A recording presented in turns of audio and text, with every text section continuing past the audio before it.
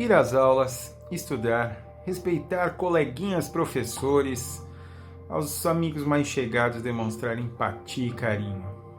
Por outro lado, faltar a aula, esquecer que existe matéria, desrespeitar todo mundo, caprichar no bullying. E aí você repete. Você pode estar perguntando, o que esse papo de educação tem a ver em um canal de doutrina espírita? Eu explico para você logo depois da vinheta.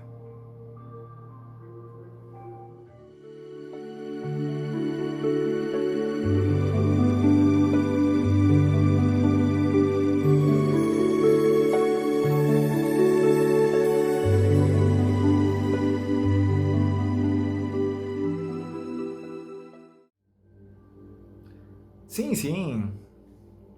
Olá, meus queridos amigos deste canal do Sercom Centro Espírita Reencontro com o Mestre. Bom dia para quem é de bom dia, boa noite para quem é de boa noite e todas as adjacências possíveis. O que importa mesmo é a gente acompanhar esse canal, aprender um pouquinho, nós aprendemos, vocês aprendem e a ambiência espiritual que você não enxerga, eu não enxergo, muitas pessoas sim enxergam também, aprendem com essas lições, eu garanto para vocês. Todas as quartas-feiras um novo vídeo aqui é colocado e eu convido a todos para que compareçam aqui e compartilhem para os seus amigos. De repente tem sempre alguém que precisa e a liçãozinha se encaixa como uma luva. Garanto também para vocês. A de hoje não é diferente. A lição vem do livro Pão Nosso, editado, psicografado pelo querido Chico e formando a sua dupla dinâmica com Emmanuel, tem como título Lei do Retorno. É o de número 127 e ela é muito bem brifada com uma frase do nosso querido mestre que está em João, capítulo 5, versículo 29, que fala assim: e os que fizeram o bem sairão para a ressurreição da vida, e os que fizeram o mal para a ressurreição da condenação. Gente, essa passagem que enlaceia a lição de hoje, ela torna ela ainda mais simples. E justamente por ser simples, eu quero começar falando um pouco de quem escreveu a frase, que foi João. João Evangelista tem uma importância absurda no nosso cristianismo e ele é uma espinha dorsal fascinante para a doutrina espírita. Ele que foi convidado, era um empresário, né? E ele e o irmão dele, Tiago, foram convidados a seguirem o mestre e propagarem a palavra, a grande palavra, por diversas regiões ali, o tanto quanto eles puderam seguir. Ele era um empresário dos mares e foi justamente quando ele ajeitava a rede junto com o irmão dele, Jesus chegou e conversou com ele, e a partir daí ele ficou conhecido como o pescador de homens, o pescador de almas. E como eu tinha dito, ele tem uma importância fascinante, principalmente para a doutrina espírita. Por quê? Porque João Evangelista, ele pregava muito amai-vos uns aos outros. Ele foi o que mais colocou o amor durante as suas pregações, nos seus evangelhos, nas suas cartas e tudo mais. Ele era uma pessoa de pura gratidão, de pura sabedoria, o que era muito raro nas pessoas ali, porque estamos falando de um local sem escola, sem muito acesso a conhecimento e tolhido muitas vezes pelos seus governos. E João, como um empresário, ele se notou como um cara muito sábio, e ele foi o único dos apóstolos que morreu de causas naturais. Ele morreu quase centenário, desencarnou ainda assim como um grande sábio, e volto a dizer em palestras passadas que ele era muito aguardado para dar a última grande, a pincelada final nas pregações que eram feitas. E ele levantava e dizia, amai-vos uns aos outros. E depois de muito tempo,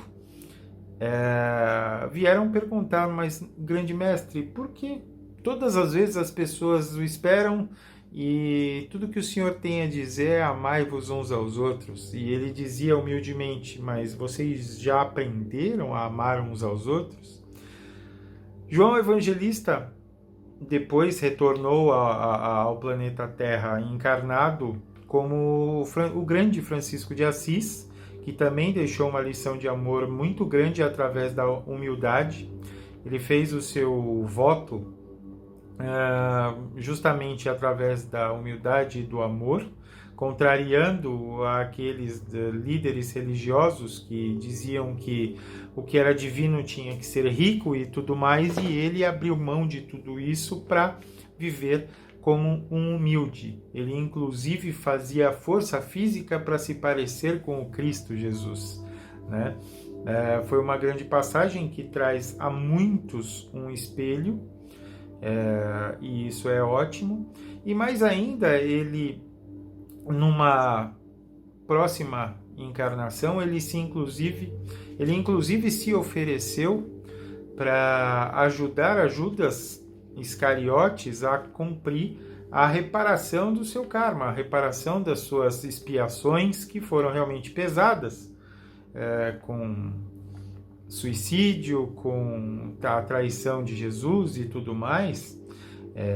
Foi ali que ele quase que totalmente retirou o seu karma quando viveu como Jerônimo de Praga, e João era Jan Hus.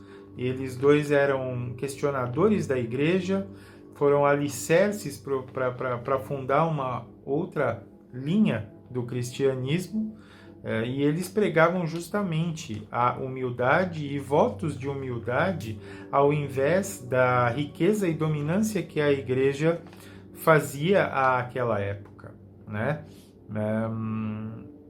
E o seu voto de humildade, de carinho, de inteligência foi muito notado nessa encarnação. E João Evangelista, em um outro momento, retorna à Terra para trazer a todos nós o grande codificador, a doutrina espírita, na figura de Allan Kardec.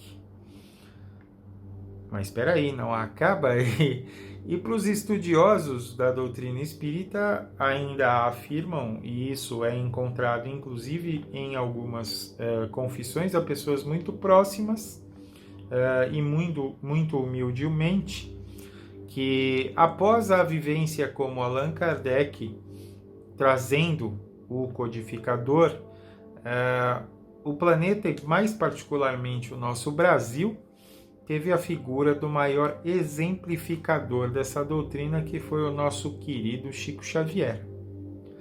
Ou seja, nós podemos não duvidar dessa espinha dorsal que não só o cristianismo, mas o espiritismo tem na figura do espírito de João, que antes foi um profeta, Daniel, profeta.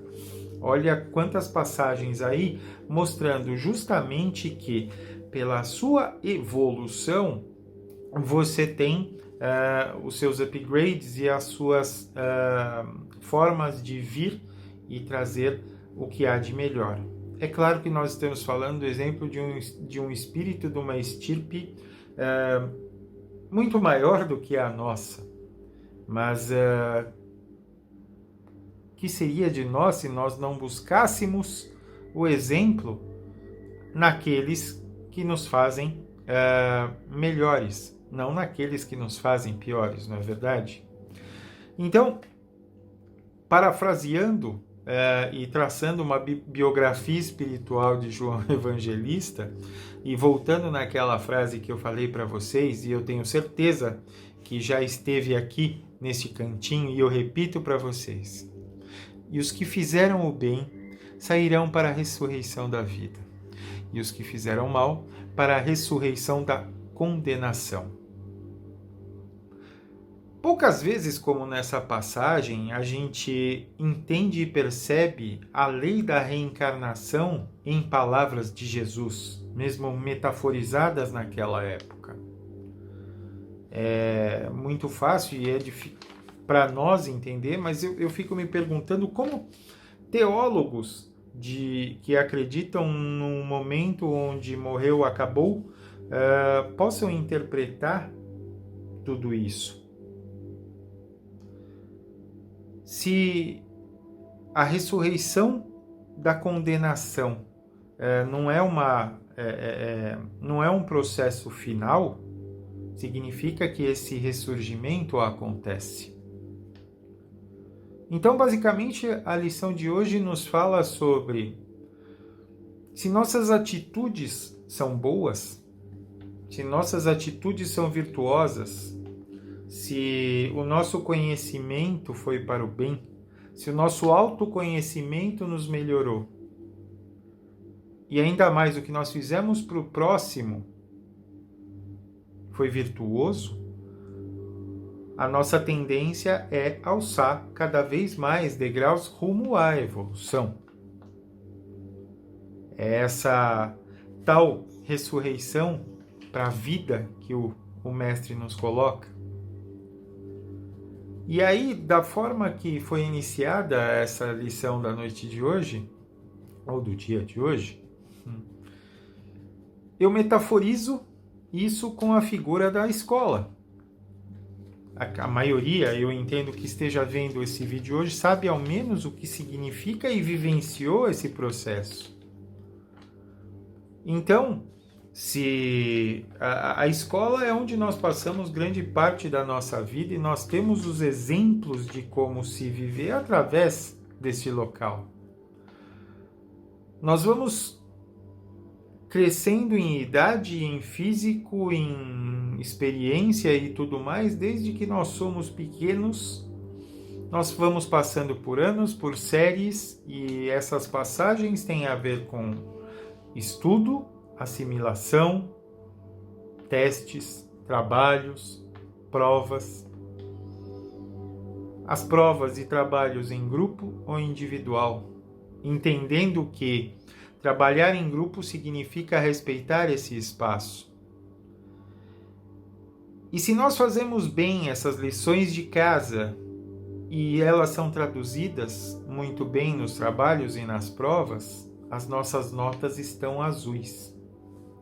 E se a maioria delas assim então, nós passamos de ano. E a busca é justamente passar e passar de ano e passar de ano até que nós cheguemos numa grande formatura. E para nós que chegamos de ponto a ponto numa escola, numa faculdade, você tem algumas formaturas, não é verdade? A gente fica lá todo bonitinho na formatura da educação infantil para um monte de pais se atropelando, tirando foto. Depois nós saímos do primário, que hoje é o ensino fundamental, e aí nós temos o ensino médio e a faculdade, por assim vai. Nós temos uma grande escola chamada vida. Mas nós sabemos que realmente não é sempre assim, não é verdade? Às vezes a gente não aparece na aula e esse exercício de cabular fica mais evidente.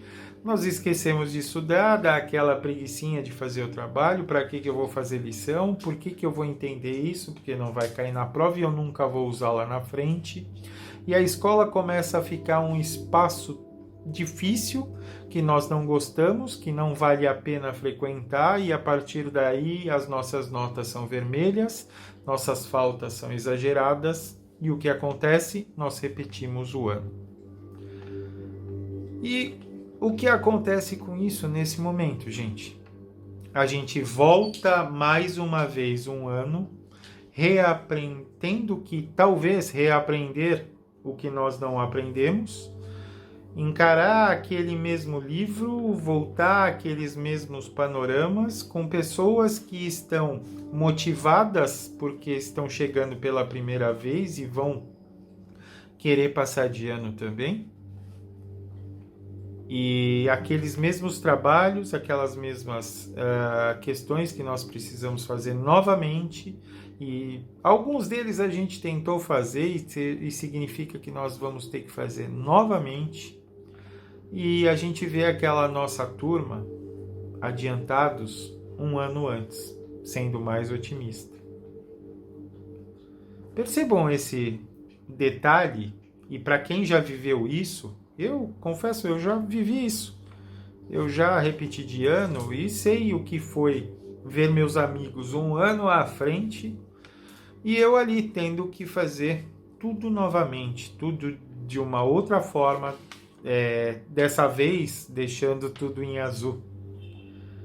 E essa metáfora tem a ver com essa lei do retorno.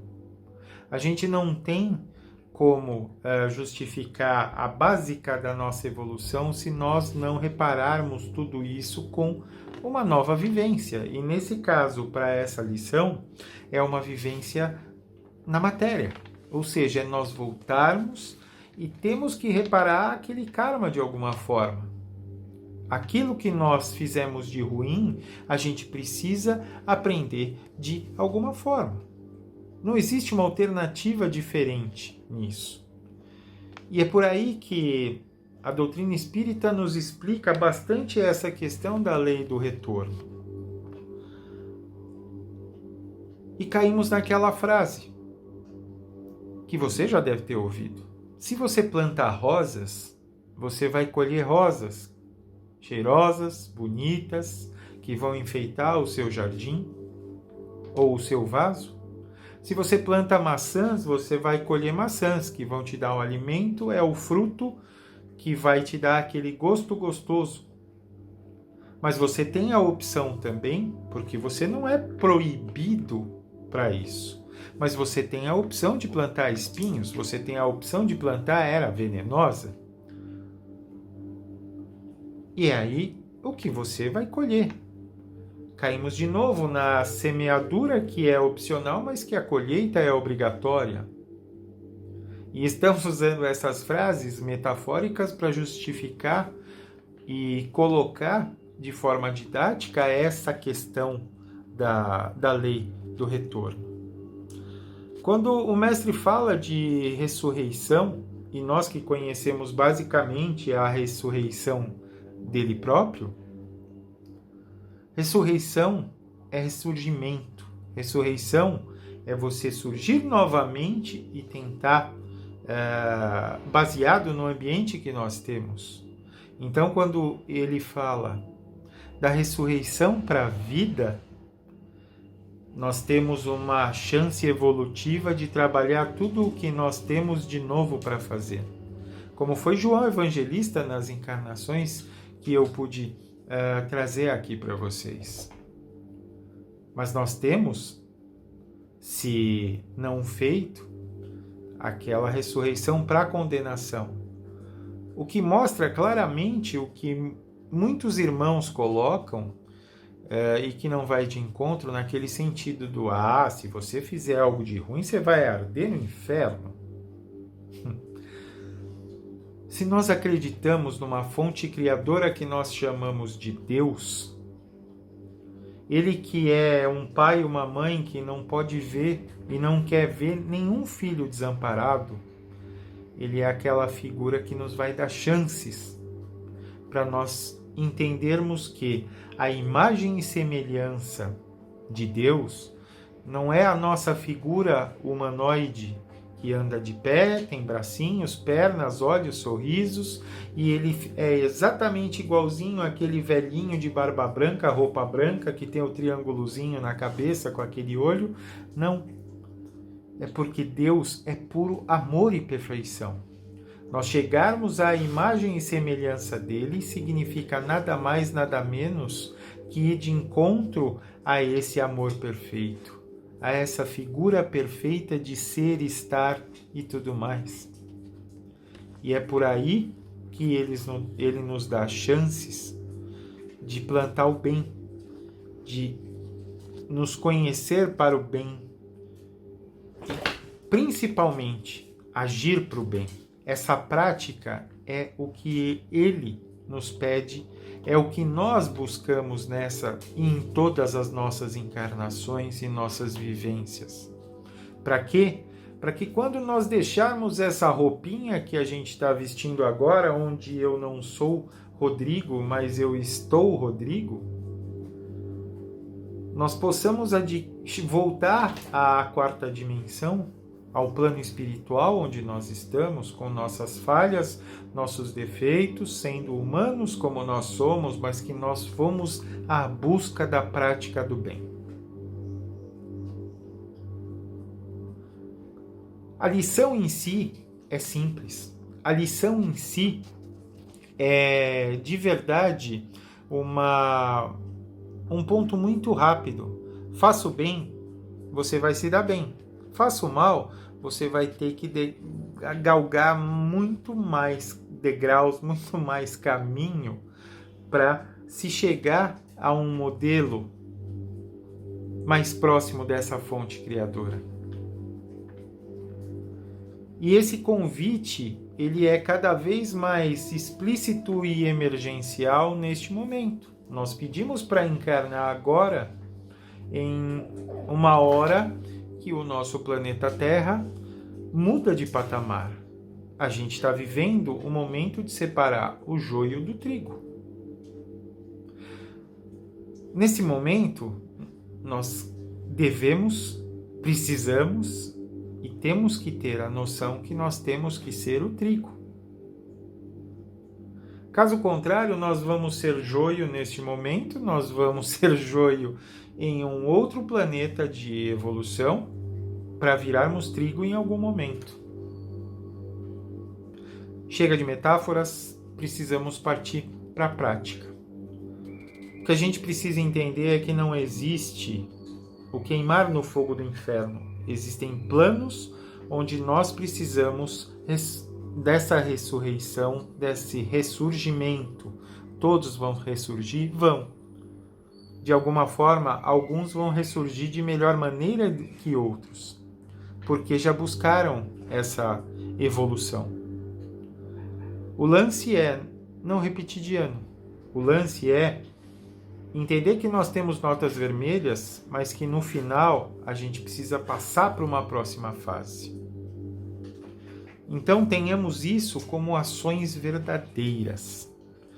Porque falar de Deus, colocar o adesivo de Deus no carro, dizer que se é de Deus, é muito fácil. Agir de acordo com os preceitos de um Pai maior e de um Mestre perfeito que nós tivemos é mais difícil. E é essa hora que vai fazer valer essa questão da lei do retorno. Então vamos entender essa escola como um ano importantíssimo. Esse ano de 2020 nos ensinou muita coisa mesmo. Então, já que nós estamos numa série cheia de estudos difíceis, de provas que vão coçar a nossa cabeça e de trabalhos que vão fazer a gente torcer o nariz, lembremos do principal. Deus trouxe para a gente o melhor de todos os professores. Trouxe vários outros perfeitos também, mas não perfeitos como Jesus. Então vamos aproveitar essas lições. Vamos entender que essa escola é para a gente evoluir. Os trabalhos são difíceis, as lições são chatas, sim, são, mas a gente está aqui para isso. Eu tenho certeza que esse diploma vale a pena. Ah, se vale. Eu desejo para vocês muitas energias positivas, muita concentração, muito autoconhecimento, muito conhecimento e principalmente muita prática do bem. Entendam essa lei do retorno. Um grande beijo para todos. Fiquem bem.